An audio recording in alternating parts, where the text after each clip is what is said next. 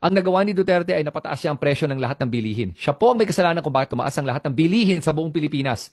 Bakit? Dahil bago naging presidente si Duterte, ang ating national budget ay nasa 2.5 trillion pesos lamang.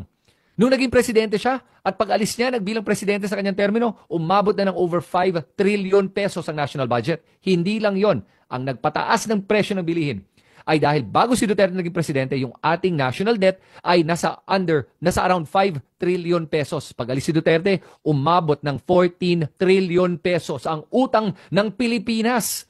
Yan po, ang pag-uutang ng ganyang kalaki, ang rason kung bakit tumataas ang presyo ng lahat ng bilihin din sa Pilipinas. Siya po ang may kasalanan kaya naghihirap kayo ngayon at mahal na ang lahat ng bilihin.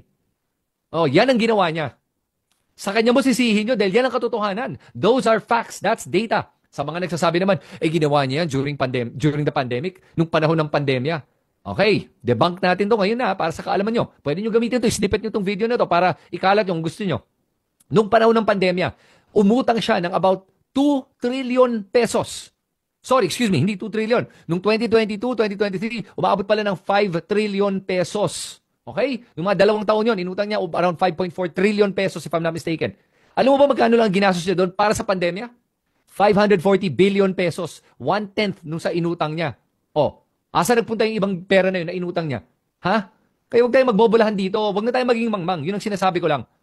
Kaya pag may nagsasabi sa inyo na, maganda yung panahon during the time of Duterte, umutang siya para sa atin. Hindi, umutang siya para sa kanya at sa kanyang mga cronies.